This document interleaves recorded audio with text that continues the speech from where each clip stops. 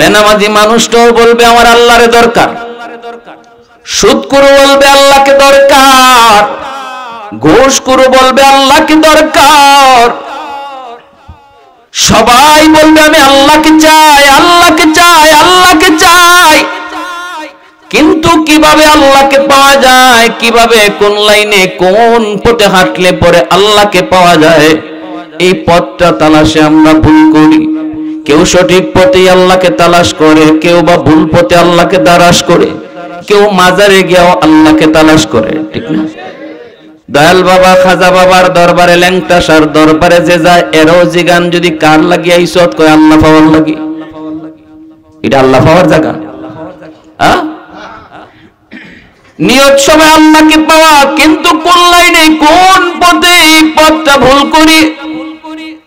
আল্লাহ পাক রব্বুল আলামিন বলে বন্ধু সবাই আমাকে চায়, আমাকে চায়, কিন্তু কোন পথে আমাকে পাবে পথটা আমি আল্লাহ বলে দিলাম। মন গড়া কোন পথে হাঁটলে আমি আল্লাহকে পাওয়া যায় না। আমাকে যদি পাইতে হয় বন্ধু তোমার পিছনে পিছনে হাঁটতে হবে। আল্লাহু আকবার।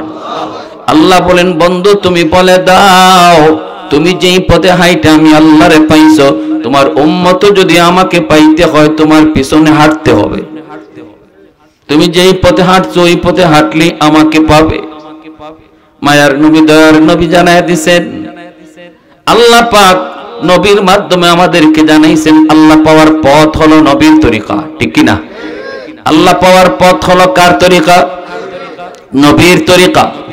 নবীর মতো যদি আমি চলি, নবীর মতো যদি ব্যবসা করি, নবীর মতো যদি লেনদেন করি, নবীর মতো যদি সামাজিক ভাবে চলি, নবীর মতো যদি আমার নমুনা ধরি, নবীর মতো যদি আমার সিরত ধরি, তাহলে আল্লাহ বলেন বন্ধু তুমি জানায় দাও এইভাবে যদি তোমার পিছনে পিছনে কেউ আমাকে পাওয়ার জন্য আসে তারে জানায় দিও ইউহিব্বুকুমুল্লাহ, আমাকে তার পাওয়া লাগবে না, বরং আমি আল্লাহ তাকে খুঁজে তালাশ করব। সুবহান।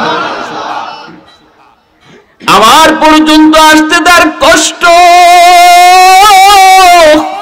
আমাকে পাওয়া তার জন্য বড় কষ্টকর, এই পথটা বড় কঠিন। কিন্তু বন্ধু তুমি জানায় দাও যদি তোমার পিছনে পিছনে হিম্মত করে হাঁটা শুরু করে দেয়, খাইতে বসলেও তোমার তরিকা ফলো করে, ব্যবসা করলেও তোমার তরিকা ফলো করে, ঘুমাইতে গেলেও তোমার নমুনা ফলো করে, ও বন্ধু যে মানুষটা চুল কাটতে গেলেও তোমার নমুনা ফলো করে, তারে বলে দাও, তারে বলে দাও আমি আল্লাহ তার উপরে এত খুশি, আমাকে পাওয়া লাগবে না, আমি তারে বের করে নিব। প্রসঙ্গ চলছে আল্লাহকে পাওয়ার, আল্লাহকে পাওয়ার, কিন্তু প্রসঙ্গ আল্লাহ ঘুরায় দিলেন আমাকে পাওয়া লাগবে না, পথ যদি তোমার ঠিক থাকে আমি তোমারে পাইয়ে নিব। সুবহানাল্লাহ, জোরে কর। প্রসঙ্গ চলছে ভালোবাসার। তোমরা যদি আল্লাহকে ভালোবাসতে চাও তাহলে নবীকে ভালোবাসো। এই কথা আল্লাহ বলেন নাই, বলছেন নবীর মতো চলো, বলছেন নবীর মতো চলো। এতে করে মুফাসসিরিনে কেরাম লিখেন যে মানুষটার মধ্যে নবীর চলন চালন যত বেশি, যেই মানুষটার মধ্যে আমার নবীর আদর্শ যত বেশি, বোঝা যাবে তার অন্তরে নবীর ভালোবাসা তত বেশি। মহব্বত প্রমাণিত হবে নবীর অনুসরণ করার দ্বারা, মহব্বত প্রমাণিত হবে নবীর অনুসরণ করার দ্বারা, ইত্তেবা করার দ্বারা। এজন্যই আল্লাহ পাক মহব্বতের প্রসঙ্গ ছেড়ে দিয়া আল্লাহ ইত্তেবার প্রসঙ্গ নিয়ে আসলেন, শুরু করছেন মহব্বতের, নিয়ে আসলেন ইত্তেবার। এরপরে আবার বলেন শোনো তোমরা যদি নবীর পথ মতো চলো, নবীর অনুসরণ করো, আমাকে পায়া যাবা। এটা ছিল কথার ধরন, কিন্তু আল্লাহ পাল্টায় দিলেন না, আমাকে পাওয়া লাগবে না, আমি তোমাকে ভালোবাসবো। সুবহানাল্লাহ। মুফাসসিরিনে কেরাম এই আয়াতের তাফসীর করতে যায় হয়রান হয়ে গেছে যে কতবার আল্লাহ প্রসঙ্গ পাল্টাইলেন। কথা চলছে এক ধাঁচে, আল্লাহ ঘোরায় নিয়ে দেন আরেক ধাঁচে। কেন? হাকিমুল উম্মত মুজাদ্দিদ মিল্লাত মাওলানা আশরাফ আলী থানভী রাহমাতুল্লাহি আলাইহি সুন্দর করে আর মিসাল দিয়া বুঝান। সুন্দর করে তিনি মিসাল দিয়ে বোঝান। তিনি বলেন, শোনো, একটা ছোট বাচ্চা যখন হাঁটতে শিখে, এই বাচ্চারা যখন হাঁটতে শিখে, বাবা তারে হাঁটা শিখায়, মা তারে হাঁটা শিখায়। হাঁটা শিখাইতে গেলে পরে মা একটু দূরে দাঁড়ায়, বাচ্চাটারে বলে, বাবা আসো, বাবা আসো, বাবা আসো। বাচ্চাটা একটা দুইটা পা দেয়, এরপরে বাচ্চাটা কান্দে, কান্না করে ডরে, পরে যাবে করে কান্না শুরু করে। যখনই বাচ্চাটা কান্না শুরু করে একটা কদম দিয়া, তখনই মা দৌড় দিয়ে দেয়া বাচ্চাকে কোলে তুলে নেয়। আর বলে কি?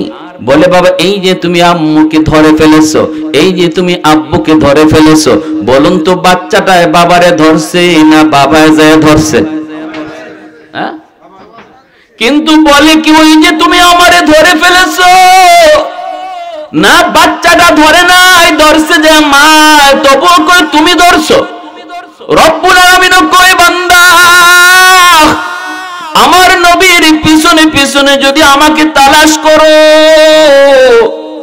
আমি আল্লাহর ভালোবাসা যদি আমার নবীর তরিকা মতো তুমি তালাশ করো, তাহলে তুমি যখন এই পথে হাঁটবা, আমি জানি তুমি কতদূর আসতে পারবা। বাকিটা তোমার দ্বারা আর আশা লাগবে না, আমি আল্লাহ তোমারে আগায় গিয়া ধরবো। আমি তোমারে ধইরা বলবো, এই যে আমি আল্লাহকে ধরে ফেলেছো। সুবহানাল্লাহ, জোরে কর। আমি যে বলবো, এই যে তুমি আমি আল্লাহকে পেয়ে গেছো।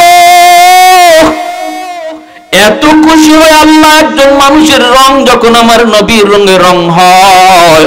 এজন্যই সাহাবায়ে কেরাম রাদিয়াল্লাহু তাআলা আনহুম তারা দাঁড়ানো বসতেন না, বসা বসতেন না, না না তারা কিছুই বসতেন না, তারা একটা কথাই বসতেন, আমার গোটা জিন্দেগি কেমন করে আমার নবীর রঙে রঙিন হয়ে যায়, আমার খাওয়াটা কেমনে আমার নবীর তরিকায় হয়, আমার ঘুম কেমনে আমার নবীর মতো হয়, আমার পরিবারটা কেমনে নবীর পরিবারের মতো হয়, আমার ব্যবসার ধরনটা কেমনে আমার নবীর ব্যবসার ধরন মতো হয়। কারণ মুসলমানের নামাজের কিবলা হলো বাইতুল্লাহ, আর জীবনের কিবলা হলো মুহাম্মাদুর রাসূলুল্লাহ। তুমি যদি ব্যবসায়ী হও রে যুবক, ব্যবসার ভিতরে আমার নবীর আদর্শ আছে না নাই? তুমি যদি কৃষক হও, সেখানেও আমার নবীর আদর্শ, চাকরিজীবী হও, সেখানেও আদর্শ আছে। তুমি বাবা হলে বাবা হিসেবে নবীর আদর্শ রয়েছে, সন্তান হলে সন্তান হিসেবে নবীর আদর্শ রয়েছে। তুমি যদি স্বামী হও, স্বামী হিসেবে নবীর আদর্শ আছে না নাই? প্রতিটা সেক্টরে, প্রতিটা জায়গায় এমন কোন জায়গা পাবা না যেখানে তুমি আমার মায়ার নবীর আদর্শ পাবা না, যেখানে তুমি আমার মায়ার নবীর আদর্শ পাবা না। ভাইরা বন্ধুদের জন্যই দয়ার নবী, মায়ার নবী হলেন গোটা উম্মত নয়, শুধু গোটা জগতের জন্য রহমত।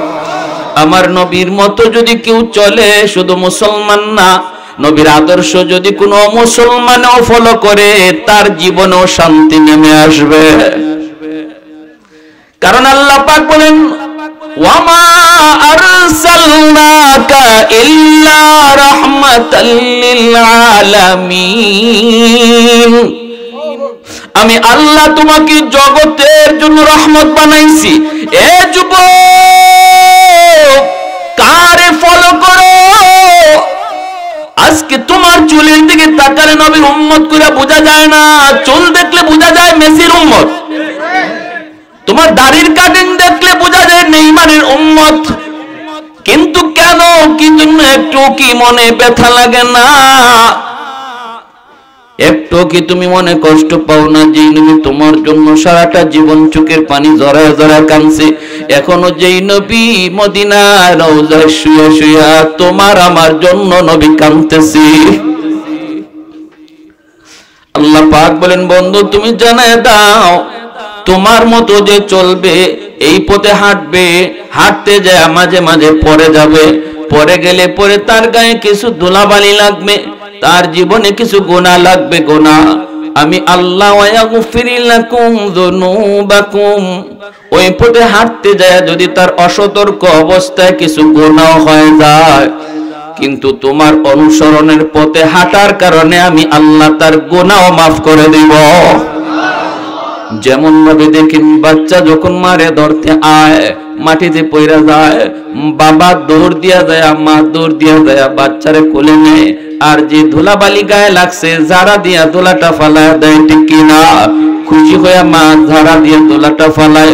রব্বুল আলামিন কই বান্দা আমার নবীর তরিকায় যখন চলবা, নবীর জীবনকে তুমি ফলো করবা, এই পথে আসতে যায় যদি তোমার কিছু গুনাহ হয়ে যায়, আমি আল্লাহ বললাম মার মতো ঝাড়া দিয়া এই গুনাহটাও মুছে দিব। সুবহানাল্লাহ ওয়া বিহামদি সুবহানাল্লাহিল আযীম। ভাইরা আমার, মায়ার নবী দয়ার নবীর জীবনটা দুই ভাগে বিভক্ত। একটা অংশ হলো নবীর জন্ম থেকে নিয়ে 40 বছর পর্যন্ত।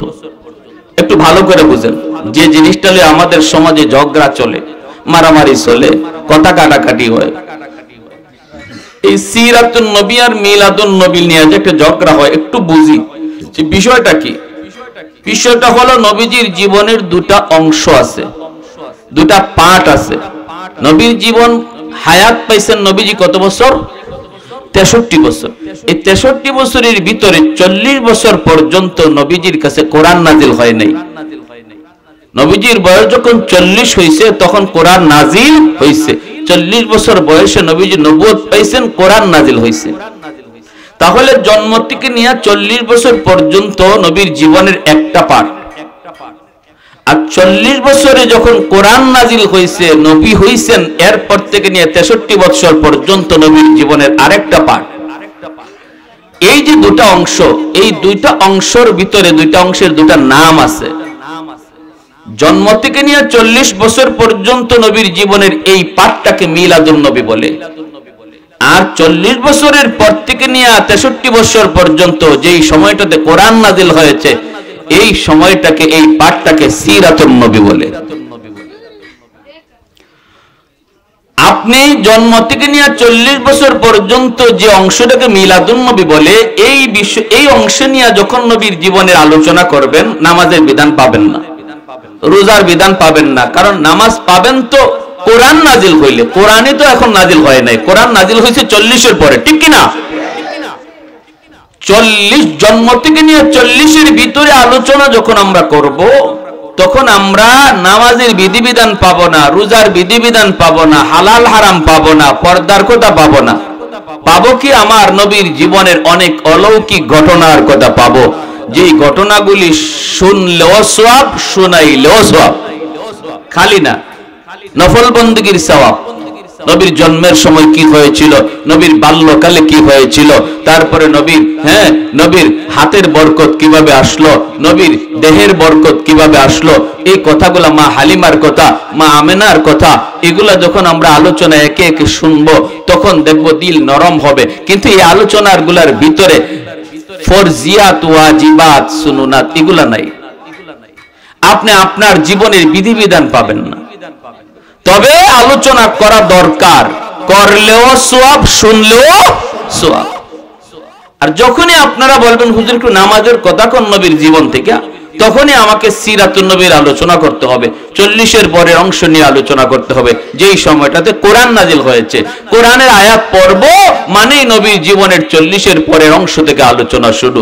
অতএব আমার জীবনের যতগুলো ফরজ আছে, ওয়াজিব আছে, এই ফরজ ওয়াজিব যদি শুনতে হয়, তাহলে সিরাতুন নবীর আলোচনা করতে হয়, শুনতে হয়। আর সিরাতুন নবীর আলোচনা শুধু শোনার উপরেই শেষ না, এটা পালন করতে হয়। এর মধ্যে অনেক কথা পালনীয়। নামাজের আলোচনা শুনলাম কিন্তু পালন করলাম না, লাভ হইব? নামাজের আলোচনা শোনার অর্থই হলো নামাজ পড়া, রোজার আলোচনা শোনার অর্থই হলো রোজা রাখা, হালাল হারামের আলোচনা শোনার অর্থই হলো হালাল হারাম মাইন্না চলা। তাহলে সিরাতুন নবীর আলোচনা শুধু আলোচনার ভিতরেই শেষ না, আলোচনা শুনলে যেমন সওয়াব, এটা পালন করারও বিষয়, এটা পালন করাও ফরজ। কিন্তু মিলাদুন নবীর আলোচনা শুধু শোনার মধ্যেই শেষ, এখানে পালন করার কিছু পাওয়া যাবে না। কথাটা বুঝে আসছে? তাই বইলা কেউ যদি কয় তাহলে আমি মিলাদুন নবী মানিই না, তোমারে কেউ কিছু মানো না। নবীজির জন্ম থেকে নিয়ে 40 বছর পর্যন্ত এই জীবনটারে তুমি না মানার সুযোগ কোথায়? কোন সুযোগ আছে? সুযোগ নাই। জন্ম থেকে 40 বছর পর্যন্ত নবীর জীবনের অংশটাকে তুমি বাদ দিবা কেমন করে? বাদ দেওয়ার তো সুযোগ নাই, অবশ্যই মানতে হবে। তবে মিলাদুন নবী পালনীয় নয়, পালনীয় হলো সিরাতুন নবী, ঠিক কি না? সিরাতুন নবী পালন করার বিষয় আর মিলাদুন নবী আলোচনা করার বিষয়। এতটুকু বুঝ যদি আমাদের ভিতরে থাকতো তাহলে আমরা লাঠি সুটা লইয়া মাথা ফাটাফাটি করতাম না, ঠিক কি না? যারা কয় আমি মিলাদুন নবী মানি, সিরাতুন নবী মানি না, তাইলে এর জীবনে নামাজই নাই, এর জীবনে রোজাই পাইবো না, হজও পাইবো না, যাকাতও পাইবো না। সিরাতুন নবী না মানলে তুমি রোজা পাইবা কোত্থেকে, নামাজ পাইবা কোত্থেকে? নামাজ পাইতে হলে তো সিরাতুন নবী মানতে হবে, কারণ নবীর 40 বছরের পরে কোরআন নাজিল হয়েছে আর এই অংশকে সিরাতুন নবী বলে। অতএব যে বলবে আমি মিলাদুন নবী মানি, সিরাতুন নবী মানি না, তার জীবনে সে নামাজ খুঁজেই পাইবো না। কথাটা বুঝে আসছেনি ভাই? নামাজের আলোচনাই পাইবো না। আমার ভাইরা বন্ধুরা, যুবক, দ্বীনের নবী, মায়ার নবী মিলাদুন নবীর পাঠ থেকে একটু কথাগুলি শোনাই।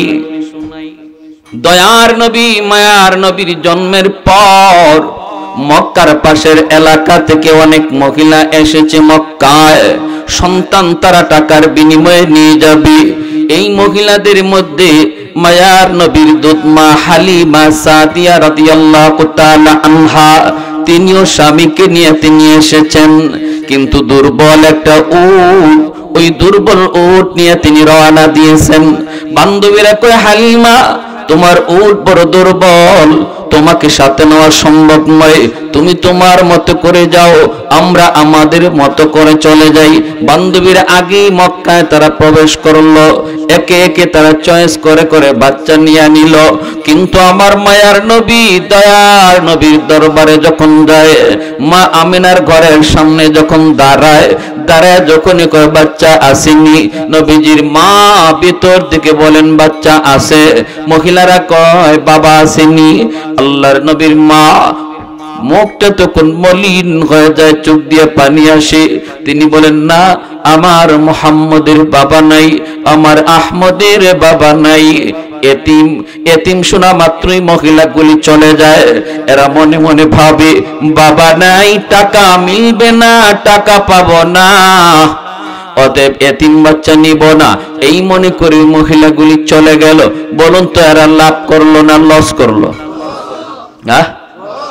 আজকে যদি বাংলাদেশের কোন মুসলমানকে জিজ্ঞেস করা হয় ওই মহিলাগুলির নাম কি, বাংলাদেশের কোন মুসলমান তো নাম পাবে না।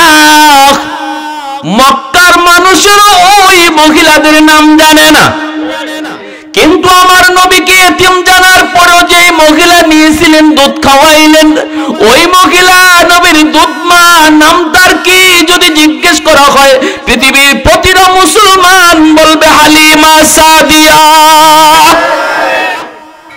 ছোট্ট মুসলমানের বাচ্চাটাও বলবে হালিমা হালিমা হালিমা।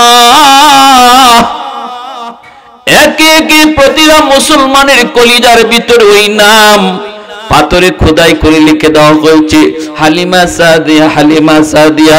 আল্লাহর নবীকে এতিম জানার পরেও তিনি কুলে নিয়ে নিলেন আর স্বামীর কাছে চলে আসলেন। স্বামী জিজ্ঞেস করে, গো হালিমা, ও হালিমা, এতিম বাচ্চা কেন আনছো, কতটা পয়সা তুমি পাবা? হালিমা সাদিয়া চোখের পানি মুছে আর কই, স্বামী গো, টাকা লাগবে না, চেহারাখানা দেখো। চেহারায় কয়, আমরা দুনিয়ার সব পায়া গেছি। উটের পিছনে আমার মায়ার নবীকে কোলে নিয়ে হালিমা সাদিয়া বসলেন। সামনে বসলো হালিমা সাদিয়ার স্বামী। এইবার স্বামী উঠে কয়, উঠ, চল, বাড়ি যাব। কিন্তু উঠ যে বসছে বসছে, নড়ে না, চড়ে না, হাঁটেও না, নড়েও না, চড়েও না। মালিক যতই পিটায়, উঠ নড়ে না, চড়ে না। খাসাইসুল কুবরা নামক কিতাবের ভিতরে লিখেন, সাথে সাথে উট আল্লাহর কাছে জবান চায়, মালিক, মানুষকে জবান দিয়েছ, আমি উটকে তুমি জবান দাও নাই, এটা তোমার ইচ্ছা, মালিক, আমি এতে খুশি। কিন্তু আল্লাহ, এই মুহূর্তে আমি উটের জবান তুমি খুলে দাও। আমি আমার মালিককে একটু বোঝাতে চাই, কেন আমি হাঁটি না, কেন আমি উঠি না, একটু আমার মালিকের সাথে কথা বলতে চাই। ও আসমানের মালিক, জমিনের মালিক, কায়নাতের মালিক, তুমি একটু আমি উটের জবান খুলে দাও। আল্লাহ পাক রব্বুল আলামিন চাইলে উটের জবান আল্লাহ দিতে পারে কি পারে না? আমার আপনার কথা বলার ক্ষমতা দিছে কে? আর রহমান আল্লামাল কুরআন খালাকাল ইনসান আল্লামাহুল বায়ান। কথা বলার শক্তি দেয় কে? আল্লাহ চাইলে উটের জবান আল্লাহ খুলে দিতে পারে। সাথে সাথে আল্লাহ উটের জবান আল্লাহ খুলে দিলেন। মুহূর্তের ভিতরে উটের জবান খুলে গেল। উট ডাক দিয়া কইতেছে, মালিক আমার, আমাকে যতই তুমি পিটাও আমি নড়ব না, উঠব না। কারণ মালিক তুমি জানো না তোমার পিছনে তোমার বিবি কারে খুলে নিয়ে বইছে। তুমি মালিক তার চেনো নাই, কিন্তু আমি উট তার চিনে ফেলেছি। ইনি সরওয়ারে দু জাহান রাহমাতুল লিল আলামিন, যার ওসিলায় আল্লাহ কায়নাত বানাইছে, তোমারেও বানাইছে, আমারেও বানাইছে। আল্লাহু আকবার। ওই রহমতের নবী সরওয়ারে দু জাহান, সরকারে দু জাহান যদি তোমার পিছনে বসে আর তুমি যদি সামনে বসো, বেয়াদবি হয়। আমার মায়ার নবীর সামনে বসো, আমাকে মারা লাগবে না, আঘাত করা লাগবে না, আমি উট অটোমেটিক দৌড়াইতে থাকবো। সুবহানাল্লাহ, জোরে বলেন। সাথে সাথে হালিমা সাদিয়ার স্বামী কই, বিবি গো, ও বিবি তুমি কারে কোলে নিয়ে আইছো গো বিবি? ও বিবি তাড়াতাড়ি তুমি সামনে আসো। হালিমা সাদিয়া আমার মায়ার নবী রহমতের নবীকে কোলে নিয়া উটের সামনে চলে আসলেন, আর স্বামী পিছনে চলে গেলেন। উট এবার আবার ডাক দিয়া কয়, মালিক আমার, শেষ একটা অনুরোধ তোমাকে করি, সারা জীবন আমি উটের পিঠে তুমি বসলা, উটের লাগাম তুমি ধরছো, আজকে যেহেতু আমি উটের পিঠে রহমতের নবী বইছে, অতএব তার নরম হাতে আমি উটের লাগামটা ধরা দাও। কৌনৈন মুখতার খুদা তুমকো বানায়া, কৌনৈন মুখতার খুদা তুমকো বানায়া, उम्मत का निगाहबान खुदा तुमको बनाया, उम्मत का निगाहबान खुदा तुमको बनाया। मौला मेरा आका मेरा रहमत की नबी है, तजदार मदीना है तो माहे अरबी है, तजदार मदीना है तो माहे अरबी है। अशजार ने देते हैं नबूवत के शहादत, तशकीक कमर में है तो अंगुल की इशारात, तशकीक कमर में है तो अंगुल की इशारात। तो जोरे शोरे कौन अल्लाहु अकबर। দ্রুত বেগে উঠ চলতে লাগলো। বান্ধবীরা বাচ্চা কাচ্চা লইয়া তারা গ্রামে যাইতেছে আগে, কিন্তু রাস্তা যাইয়া ওরা বাড়ি পৌঁছার আগে হালিমা সাদিয়ার উট যাইয়া ক্রস করে ফেললো। বান্ধবীরা ডাক দিয়া কই, হালিমা, ও হালিমা, এটা কি ওই উট নাকি নতুন উট? হালিমা সাদিয়া বলে, নতুন না, ওটাই। কথা হলে এত শক্তি আসলো কোত্থেকে? মক্কা যাবার সময় তুমি আমাদের সাথে আসতে পারো নাই, এখন বাড়ি যাবার পথে এত তেজ এত পাওয়ার আসলো কোত্থেকে? হালিমা সাদিয়া তখন কই, বান্ধবীরা, মক্কা যাবার পথে উটের লাগাম ছিল আমার স্বামীর হাতে, আর এখন বাড়ি যাবার পথে উটের লাগাম রহমতের নবীর হাতে।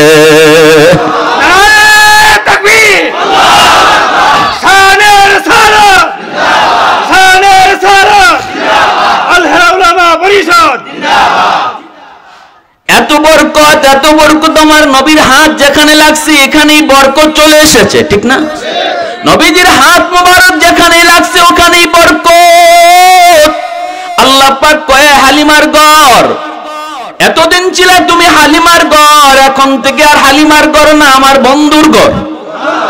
এতদিন ছিল তোমার ঘরে অভাব, আর এখন থেকে তোমার ঘরে কোনো অভাব থাকবে না, কারণ ঘরের মালিক বদলে গেছে। আল্লাহু আকবার। বরকতে ভরপুর, বরকতে ভরপুর। আমার দয়ার নবী মায়ার নবীর জন্মের পর চাঁদ নবীর সাথে খেলা করে হালিমা সাদিয়া চলে গেলেন নিয়া। এইদিকে ওই মহিলারা যখন এতিম বইলা বইলা নিত না, নবীজির মা তখন কাঁদতেন, চোখের পানি ধরায় কাঁদতেন, আর বলতেন মালিক আজ আমার সন্তানের বাবা নেই বিধায় কোনো মহিলা আমার সন্তান নিতে চায় না, নিতে চায় না। আজ যদি আমার সন্তানের বাবা দুনিয়ায় থাকতেন কত খুশি হতেন। যেই সন্তানের চেহারা পূর্ণিমার চাঁদের চেয়েও 1000 গুণ বেশি সুন্দর, এমন একটা সন্তান দেখে আমার স্বামী কতই না খুশি হতেন, কতই না খুশি হতেন। আজ আমার সন্তানকে পায়ে তিনি কোলে নিতেন, চুমু খাইতেন, আদর করতেন, খেলার সাথী হইতেন। এই বইলা নবীজির মা আমেনা তিনি কান্দেন। আল্লাহ পাক তার অন্তরে ইলহাম করে দিলেন, ওগো আমেনা, আমেনা তুমি মুহাম্মদের মা, কিন্তু এতটুকুই তোমার তার পরিচয় নয়, মুহাম্মদ আমি আল্লাহর বন্ধু, এটাও বড় পরিচয়। অতএব আমার বন্ধু কার সাথে খেলবে এটা আমি আল্লাহ বুঝবো। সুবহানাল্লাহ। কেন জন্মের আগে বাবা নিয়ে গেছি এটাও আমি আল্লাহ বুঝি। সুবহানাল্লাহ জোরে বল। কারণ আমার বন্ধুর জীবনে বদরের ময়দান আসবে, আমার বন্ধুর জীবনে উহুদের ময়দান আসবে, আমার বন্ধুর জীবনে শিয়াবে আবি তালিব আসবে, আমার বন্ধুর জীবনে এমন অসংখ্য অগণিত দুঃখের কাহিনী আর ঘটনা আসবে। ওই জায়গায় বাবা আসবে না, ওই জায়গায় চাচা সাহায্যের জন্য আসবে না, ওই জায়গায় কাউকে সাহায্যের জন্য পাবে না, পাবে শুধু আমি আল্লাহকে। আল্লাহু আকবার। অতএব জন্মের পর আমার বন্ধু আব্বা তুইয়া ডাক দিতে আমি আল্লাহ চাই না, জন্মের পরই তার মুখ থেকে আমি আল্লাহর নাম বের হোক। আল্লাহ। আমার বন্ধু যখন খেলার সাথী চাইবে, চাঁদকে আমি তার খেলার সঙ্গী বানায় দিব। আমার বন্ধু যখন খেলার সাথী চাইবে, সূর্যকে তার খেলার সঙ্গী বানায় দিব। আমার বন্ধু যখন ঘুরতে যাবে, আমি আল্লাহ তার ঐতিহাসিক মেরাজের ভ্রমণ করাবো। বন্ধু যখন ঘুমাতে যাবে, আমি আল্লাহ আমার ঘরখানায় কাবার ছায়ায় ঘুম পাড়াবো। সুবহানাল্লাহ। এজন্যই তো নবীর চাচা হযরত আব্বাস রাদিয়াল্লাহু তাআলা আনহু নবীকে বলেন, বাতিজা শিশুকালের একটা ঘটনা আমি আজও বলতে পারি না রে বাতিজা, একটু বলবানি বলবানি। নবী কয় চাচা কি ঘটনা? হযরত আব্বাস রাদিয়াল্লাহু তাআলা আনহু বলেন, বাতিজা আমি তোমার একদিন দেখতে গেলাম, তুমি তখন কুলের শিশু, পূর্ণিমার চাঁদের নিচে তোমার মা তোমাকে শোয়ায় রাখলো, এই অবস্থায় আমি গেলাম তোমাকে দেখতে। যায়া দেখি বাতিজা তুমি হালকা হালকা কান্না করো বাচ্চাদের মতো, আর হাত পা গুলি এইভাবে নাড়াইতেছো। আমি দূর থেকে তাকায় দেখি তোমার হাতের তালে তালে আকাশের পূর্ণিমার চাঁদও নাচতেছে। হাত পায়ের তালে তালে চাঁদ নাচে। আল্লাহু আকবার। ও বাতিজা আমি ওই দিন দৃশ্য নিজের চোখে দেখেছি, নিজের চোখে দেখেছি। তুমি শিশু, এজন্য কারো কাছ থেকে এর সমাধান পাওয়ার কোনো সুযোগ আমার ছিল না। তোমাকে কেমন করে জিজ্ঞাবো আর কেমন করে জবাব পাবো? আজ তো তুমি বহুত বড় নবী, বলবানি ওই দিন কি আমি দেখেছিলাম। এই কথা বলতে মায়ার নবী আমার আপনার নবী মুস্কি হাসেন। নবী বলেন, চাচা গো ওই দিনের ঘটনা পুরাপুরি আমার ইয়াদ আছে। সুবহানাল্লাহ। আরো জোরে, আরো জোরে। ওই দিনের ঘটনা আমার পুরাপুরি ইয়াদ আছে, পুরাপুরি ইয়াদ আছে।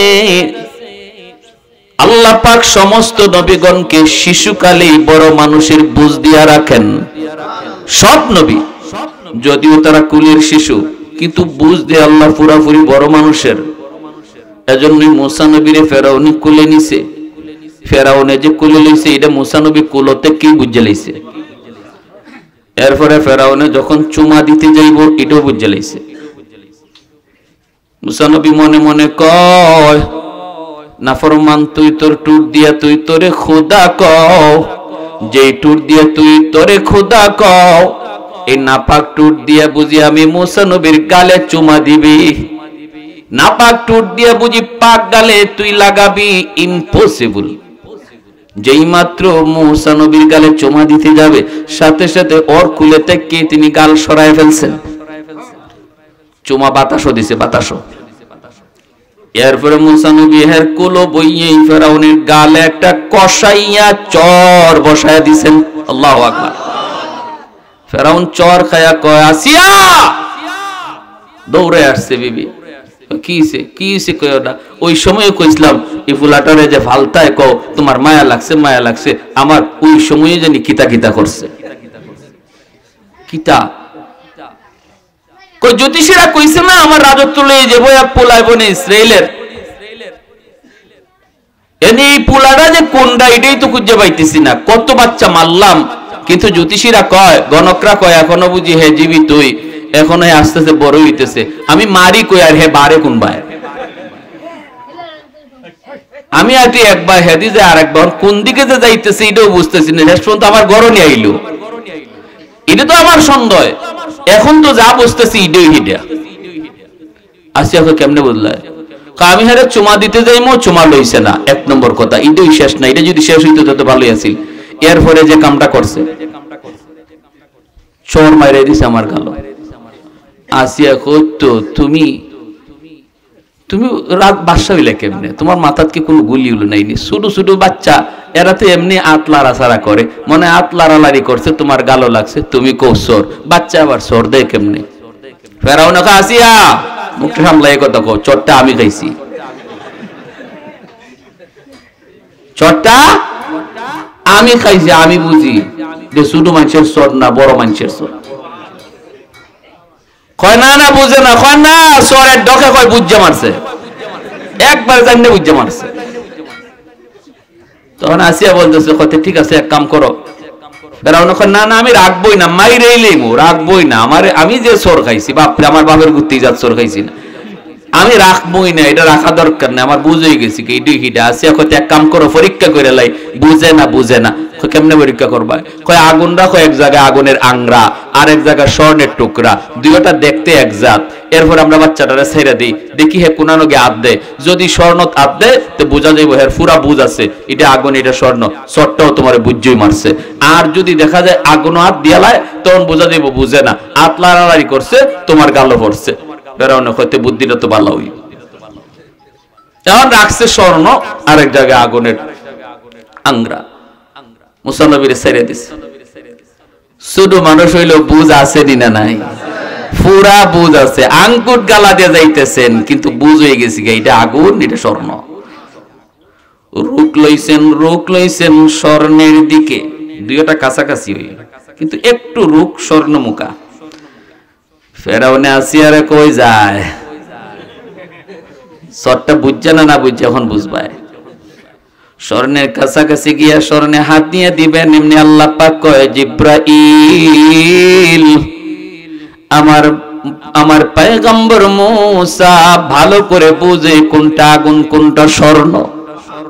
কিন্তু এই মুহূর্তে যদি স্বর্ণে হাত দেয় বেড়া লাগি যাইব, কারণ আমি আল্লাহর কুদরতের খেলা মাত্র শুরু, এখানেই শেষ দিলে চলবে না। ফেরাউনের সাথে আমি আল্লাহর আরো কিছু খেলা আছে, এখানেই শেষ দেওয়া যাবে না। ও মুসারে মারতে চায় আর আমি আল্লাহ রাখতে চাই, ও মুসারে মারতে চায় আমি আল্লাহ রাখতে চাই, এটা হলো তার সাথে আমার চ্যালেঞ্জ। অতএব এখানেই শেষ দিলে চলবে না। আমি মুসারে রাখবো শুধু তা না, ফেরাউনের গড়েই বড় করাবো। যাও হাতটা আগুনের মধ্যে দিয়া দাও। জিব্রাইল আমিন অদৃশ্য থেকে মুসা নবীর হাতটা তিনি আগুনের মধ্যে দিয়ে দিলেন। আংরাটা হাতে লয়ে লইছেন, কয়েকবার পুরাপুরি বাচ্চা মানুষের বুঝটা তখন আল্লাহ দিয়ে দিছে। আংরার টুকরা, আগুনের আংরার টুকরা হাতে নিয়ে বাচ্চা দেখবেন কোনো কিছু হাতে নিলে ওই মুখে দিতে বাচ্চারা দেরি করে না। এটা খাইবার জিনিস নাকি না নাফাক জিনিস এটাও বাচ্চারা বুঝে না। আগুনের এই আংরাটা হাতে নিয়ে সাথে সাথে মুখে দিয়ে দিছেন। জিহ্বাটা একটু পড়ে গেছিল, এজন্যই মুসা নবীর কথা একটু বাস্তব। দাওয়াত দেওয়ার ক্ষেত্রে তিনি বলেছেন আল্লাহ আমার ভাই হারুনকে সাথে দিয়ে দাও, হুয়া আফসাহু মিন্নি, আমার ভাই হারুনের কথা বড় স্পষ্ট, মুসা নবীর কথা একটু বাস্তব। এমনি বিবি আসিয়া দৌড় দিয়ে আইয়া কোলে নিয়ে নিছেন, আগুনটা মুখ থেকে ফালায় দিছেন, আর ফেরাউনটা একটা দিছেন ধমক। কইছিলাম নি বুঝে না অনইছিনি, ফুলাটার মুখ ফুটছে নি।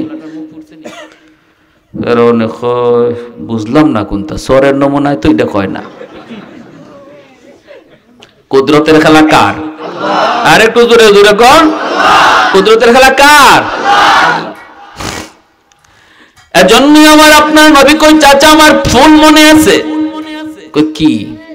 ও চাচা ওই দিন আমি কাঁদতেছিলাম, আর চাঁদ আমার কানের কাছে আইসা বলতেছে নবী গো আপনি কাঁদবেন না গো নবী, ও গো নবী আপনি কাঁদবেন না, আপনার কান্না দেখলে আমি চাঁদ সইতে পারি না, আপনার খেলার সাথী বুঝি লাগবে, আমি চাঁদ আজকে আপনার খেলার সঙ্গী হব, গল্প বুঝে আপনার শুনতে মন চায়। হুয়া ইউহাকিনি ওয়া ইয়ামনাউনি আনিল বুকা ওয়া ইউনাজিনি ওয়া ইউহাকিনি ওয়া ইয়ামনাউনি আনিল বুকা, আমাকে চাঁদ আমার কানে কানে আইসা অনেকগুলি গল্প শোনাইছে, আমার খেলার সাথী হইছে যেন আমি না কাঁদি। সুবহানাল্লাহ। ভাইরা বন্ধুরা জন্য বলতেছিলাম, মায়ার নবীর দয়ার নবীর এই জীবনীগুলি এই অংশ থেকে যদি আলোচনা করি ঘন্টার ঘন্টা আলোচনা শোনানো যাবে, কিন্তু যদি বলেন বিধি বিধানের কথা বলেন, নামাজের কথা বলেন, হালাল হারামের কথা বলেন, তখন এই অংশে আমরা পাবো না। সাথে সাথে আলোচনা করতে হবে মায়ার নবীর সিরাতুন নবী অংশ থেকে। বুঝে আসছে নি ভাই? সিরাতুন নবীর অংশ থেকে আলোচনা করতে হবে, সেখানে যে আমরা পেয়ে যাব হালাল হারামের বিধিবিধান। মায়ার নবী রহমতের নবী হিজরত করবেন, আলী রাদিয়াল্লাহু তাআলা আনহু ওই সিরাতুন নবীর আলোচনা। নবী বলেন আলী আমার বিছনায় ঘুমাও, দুশমন চতুর্দিকে ঘেরাও করে রাখছে, আমি মদিনায় হিজরত করব। ইয়া রাসূলুল্লাহ আমি কেন থাকবো? নবী বলেন আমার কাছে অনেক আমানত আছে, যারা আমারে মারতে আইছে এরার বউরে বিশ্বাস না কইরা আমার কাছে টেকা রাখছে। সুবহানাল্লাহ, জোরে কইতেন না? বাপরে বিশ্বাস করে না, আমার আপনার নবীরে বিশ্বাস করে। স্বামী স্ত্রী স্বামীরে বিশ্বাস করে না, কিন্তু মুহাম্মদুর রাসূলুল্লাহ সাল্লাল্লাহু আলাইহি ওয়াসাল্লামকে বিশ্বাস করে। এই আমানতের বস্তুগুলো আছে আমার কাছে, আমি যদি আমানত লইয়া মদিনা হিজরত করি, দুশমনরা কালকেই কইব দেখছো মুহাম্মদ আমাদের আমানত লইয়া গেছি গা, আমানত লইয়া গেছি গা, অতএব নেও তালিকা দিয়া গেলাম, অমুকের এই মাল, আবু জাহেলের এই মাল, উতবার এই মাল, সাহেবার এই মাল, এই মালগুলো নেও, এগুলা তুমি বুঝা রাখো, আমি যাওয়ার পরে তুমি এগুলা দিয়া দিও। যেরকম সুবহানাল্লাহ। কত বড় গুরুত্ব নবী আমানতের দিয়া গেছেন, ঠিক কি না? আর আজকে আমানত বলতে আমরা এটা খায় না গলার দেয় এটাই বুঝি না। আমানতের জিনিস মনে করি এটা নিজের মাল। মেম্বারের কাছে ওয়ার্ড আমানত, চেয়ারম্যানের কাছে ইউনিয়ন আমানত, এমপির কাছে তার আসন আমানত, ঠিক কি না? প্রত্যেক দায়িত্বশীলের কাছে তার দায়িত্ব হলো আমানত। আলা কুল্লুকুম রাইন ওয়া কুল্লুকুম মাসউলুন আন রাইয়াতিহি। প্রত্যেক দায়িত্বশীল তার দায়িত্বের ব্যাপারে জবাব দিতে হবে। মায়া নবী বিপজ্জনক হালত, যারা মারতে আসলো ঘর ঘেরাও করা, এমন অবস্থায় মায়ার নবী তাদের রেখে যাওয়া আমানতগুলি লইয়া নবী যান নাই, রেখে দিয়া গেছেন, দুনিয়ার মানুষের সবক দিয়া গেছেন, ঠিক কি না? আমার আপনারে সবক দিয়া গেছেন। সবক, কেউ যদি তোমারে বিশ্বাস করে কোনো কিছু কয় অথবা কোনো জিনিস রাখে, সাবধান তুমি এই বিশ্বাস ভঙ্গ করবা না, এটা খেয়ানত।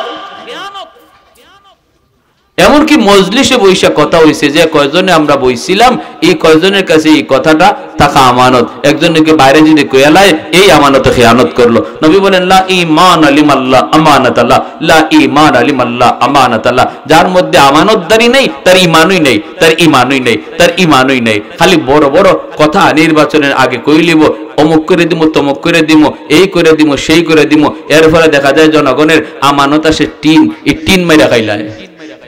জনগণের আমানত আসে গম, গম মারে খাইলে, জনগণের আমানত রাস্তার টাকা ইটা মারে খাইলে, এরকম হয়নি না হয় না? ময়মনসিংহ এলাকাত গেছি, এক লোকে কয় হুজুর আমাদের এলাকার চেয়ারম্যান সাহেব তো খালি টিট না টয়লেট খাইলিছে। আমি কইলাম ইটি কি কও, টয়লেট কেমনে? কয় হুজুর টয়লেটের টাকা আইছিল আমরা গরিবের লাগি, ইটা খাইলিছে, তে তো টয়লেটই খাইছে। সব এলাকার না, আলহামদুলিল্লাহ আপনাদের এলাকার চেয়ারম্যান সাহেবের অনেক সুনাম শুনছি, বিভিন্ন জায়গায় চেয়ারম্যান সাহেবরা অনেক সুনাম আছে, কিন্তু মনে রাখতে হবে এই দায়িত্বটা আমার কাছে বহুত বড় এক আমানত। এখানে জনগণের কিছু জিনিস আছে আমার জিম্মাদারিতে, এগুলো যথাযথভাবে পৌঁছে দেওয়া এটা আমানতদারি, ঠিক কি না? এটা আমানতদারি। যার মধ্যে আমানতদারি নাই, নবী কয় তার ঈমান নাই। আমানতদারিকে যে আমানতদারির সাথে আদায় করে না, মওতের সময় তার বেঈমান হয়ে মরার আশঙ্কা বেশি থাকবে, কারণ আল্লাহ নবী বলছেন তার ঈমান থাকে না। এজন্য আমার ভাইয়েরা, প্রত্যেকের কাছে ছোট হোক বড় হোক যত দায়িত্ব আছে, জিম্মাদারি আছে, এটাকে আল্লাহর দোহাই ভয় করেন, এই দায়িত্বটারে ভয় করেন। এই দায়িত্বের ভিতরে কখনো কেউ দেখলো না বিদায় আপনি খেয়ানত করে ফেললেন, দেখলেন কে? জোরে কোন দেখলেন কে? আল্লাহ। আল্লাহ রাসূল সাল্লাল্লাহু আলাইহি ওয়াসাল্লাম এই যে এখন একটা আমানতদারি রক্ষা করার এই বিধানটা শুনাইলাম, এটা সিরাতুন নবীর আলোচনা করতেছি, বিদায় পাইছেন, বুঝে আসছে? আল্লাহ রাসূল সাল্লাল্লাহু আলাইহি ওয়াসাল্লাম বের হয়ে গেছেন, নবীজি বের হয়ে যাবেন আর বলতেছেন, ও আল্লাহ আমি বাইরিমু কেমনে, দুশমন দি সাইরো ভাই। আলী বলতেছে, ইয়া রাসূলুল্লাহ বাইরিবেন কেমনে, দুশমন দি আপনার ঘরের চারদিকে পাহারা বসায় রাখছে। আল্লাহ রাসূল কয়, আলী তুমি দেখতেছো এখন এরা পাহারা বসাইছে, আর আল্লাহ আরো বহু আগেই পাহারা বসায় রাখছে। এরা আইছে এখন, আল্লাহ এরিছে আরো আগে। কইতে কেমনে কি হইব? আল্লাহ আমারে বলছে সূরা ইয়াসিন পয়রা বালুতে ফু দিতাম, নবীজি ফু দিছেন, আর সবগুলি দুশমন যারা আইছিল অস্ত্র শস্ত্র লইয়া নবীজির ঘরের চারদিকে দাঁড়ানো, নবীকে হত্যা করবে, সবগুলারে অন্ধ বানাই দিছে কে? আল্লাহ। নবী পার হয়ে গেছেন। হিজরতের সে আরো লম্বা কথা। প্যারে হাজিরিন, এজন্য আসুন আমরা আমাদের প্রত্যেকের গোটা জিন্দেগিটাকে আমার নবীর মতো, নবীর অনুসরণে আমরা বানাই, তৈরি করি। বিশেষ করে আমার যুবক ভাইদের কাছে অনুরোধ, না আল্লাহর দোহাই, কত যুবক যৌবনে